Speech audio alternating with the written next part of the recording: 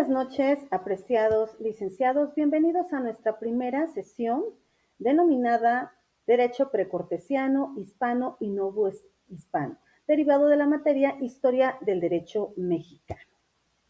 En esta primera sesión vamos a conceptualizar qué es lo que ocurría con las civilizaciones en nuestro territorio mexicano y cómo se encontraban las culturas más importantes dentro de nuestro territorio, como lo es la olmeca, la maya, la chichimeca y la azteca.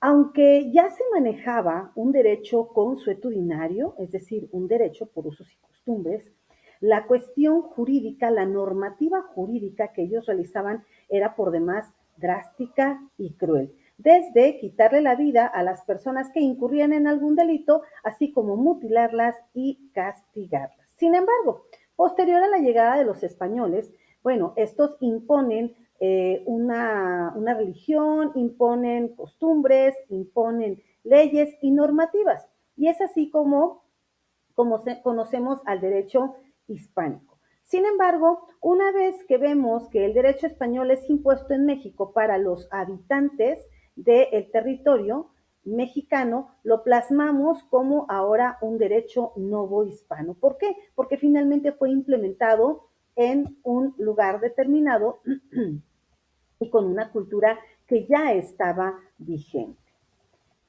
Cabe recalcar que dentro de esta cuestión normativa, existen diversas figuras como la es el derecho olmeca. Este sistema jurídico como tal maneja la figura de la mujer totalmente en un estatus nada importante dentro de la sociedad. Y esto ha motivado que existieran esclavos, que fueran sometidos por una élite, que obviamente eran los emperadores, y se dividían también en este derecho olmeca, ya una vez con la llegada de los españoles, entre los conquistadores y los conquistados. Este orden también fue principalmente manejado por los sacerdotes en un carácter teocrático, es decir, reyes sacerdotales. Y bueno, de esto cuenta también y ha quedado plasmado en estados como Veracruz, Tabasco, Oaxaca, Chiapas y Guerrero. El derecho maya. Este también es uno de los derechos que más se conocen y que fueron observados por los españoles en un derecho político del nuevo imperio. Coincidían con el viejo imperio en cuanto a estatus de ciudades, una unidad por lengua y culturas comunes. En cada estado gobernaba un alaq unic con la ayuda de un consejo de nobles y sacerdotes que dirigía la política interior y exterior del estado. Nombraban también a los batavot, que eran administradores y jueces en funciones militares. Dentro de la nobleza, pues encontrábamos también a los sacerdotes, comerciantes y artesanos. En el derecho maya existía un ritual de pubertad, era un matrimonio monogámico, hubo una fuerte tradición exogámica, es decir, que dos personas del mismo apellido no debían casarse, se entregaban regalos cuando venía una cuestión de matrimonio, de noviazgo, y la herencia única y exclusivamente dentro del derecho maya era repartido entre los varones. En materia de derecho penal maya, pues también siendo una cultura arcaica, pues manejaba una cuestión muy severa en cuanto a los castigos, se aplicaba la pena o la ley del talión, ojo por ojo y diente por diente. Había la costumbre del ahogamiento en un cenote sagrado, y esto era a referencia de castigo. Entonces, lo que hoy encontramos dentro de los cenotes y que para la cultura llega a ser muy llamativo, bueno, viene como consecuencia de un castigo. El derecho chichimeca. Esta cultura también se desarrolló en el noreste del país, sobre todo en el río Lerma, lago de Chapala y el actual Durango, una organización política rudimentaria y estaban dispersos en pequeños grupos recolectores de tunas y vainas. La organización de la familia tenía un sistema residencial matriarcal. El hogar se formaba alrededor de la madre. ¿Esto por qué? Porque en muchas ocasiones también el varón era el que salía a las batallas, a las contiendas, a las guerras, y por ello se quedaba pues la mujer a cargo. El derecho azteca, se asienta principalmente en el Océano Pacífico y en el Atlántico, Oaxaca y Yucatán. Se caracteriza por guerreros y conquistadores 100%, alcanzaron un poder militar y administrativo muy alto, su derecho se manifestó en cuanto a la costumbre, a los códigos, y tenían una intimidad muy directa con la religión, con los dioses, muy monoteístas. Y el derecho azteca, en este a menudo habían gobernantes aliados en los cuales se manejaban tributos de forma convenida, 100% agricultor, tenían un sistema patrilineal y patrilocal, es decir, determinado patriarca en un terreno haciendo en el calpulli y dedicados a una misma profesión.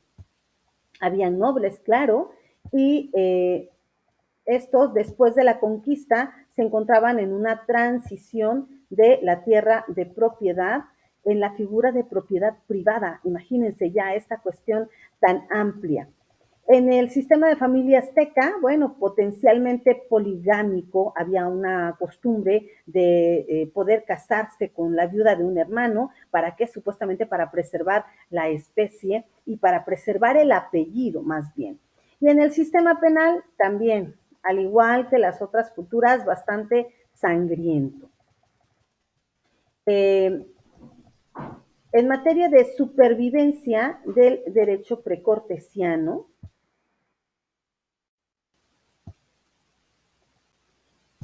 había poca influencia de la nueva civilización traída por los españoles. Recordemos que estamos hablando ya de una transición de conquista. Aquí la corona española no quiso eliminar del todo este derecho precortesiano y autorizó la continuación de la vigencia de costumbres que fueran compatibles con la corona y el cristianismo, a lo que conocemos también como las leyes de Indias. En el derecho hispano, vamos a hablar también sobre estas leyes que se fueron reformando, que se fueron aplicando, como fue las 7 partidas, que fueron originalmente una legislación que iba encomendada a juristas y legisladores españoles, y que en algún momento pudieron hacer innovaciones e interpretaciones. Es necesario precisar que de 1519 a 1521, hasta el momento en que los caminos del derecho mexicano y el español se separan, que es en 1821, se da una nueva compilación en el año de 1567 bajo Felipe. 12 libros con más de 4,000 leyes. Fíjense bien cómo ha ido evolucionando. Toca también la Constitución de Cádiz. En estas cortes trabajaron distintos delegados mexicanos acostumbrados a una cuestión parlamentaria de un México independiente, pero que finalmente en algún momento llegó a manejarse como impía y peligrosa. En el derecho novohispano, ¿qué pasa en este momento del derecho novohispano? Existen 2 fases. La primera fase inicial en la que se discuten los fundamentos ideológicos de este derecho y la fase a partir de mediados del siglo XVI, cuando estas bases comienzan a consolidarse y existe una tranquila organización administrativa en el inmenso territorio. La organización de la justicia, bueno, está sujeta a un régimen de múltiples fueros con tribunales especiales según la materia o controversia que se da en el litigio. Y todos estos tribunales podían pronunciarse en sentencia a nombre del rey. Podían intervenir en el proceso mediante instrucciones ad hoc. La justicia virreinal estaba lejos de ser una justicia independiente. Y la corona dispuso en 1591 que a cada audiencia debía ser adscrito un protector de indios, paralelamente para aquellos litigios entre indios y españoles que hubieran sido resueltos ya en una primera instancia por corregidores o alcaldes mayores. Y pues también había apelación ante esta audiencia. En materia de territorio, en 1718, Felipe V de la Casa de Bourbon introdujo en España el sistema de intendencias, y es así que en 1786 se introduce en la Nueva España, es decir, en México, por José Gálvez. Aquí comenzamos con la justicia del cobro fiscal, el fomento económico, la organización de la milicia local, la repartición de la tierra en intendencias.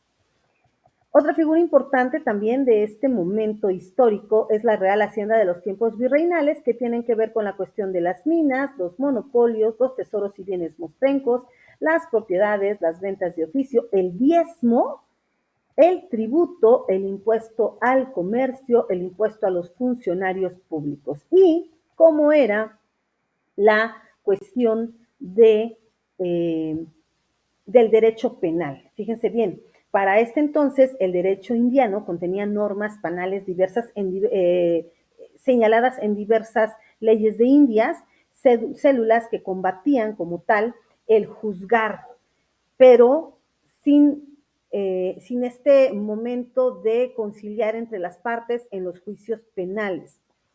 En este derecho, en el derecho penal, su aspecto penal es muy homogéneo en cuanto al fuero juzgo, al fuero viejo, el fuero real, las 7 partidas, el ordenamiento de Alcalá, las ordenanzas reales, las leyes del toro, la novísima recopilación y las 7 partidas. Muchas gracias por acompañarnos en esta primera sesión y nos vemos en nuestra segunda y última sesión. Gracias.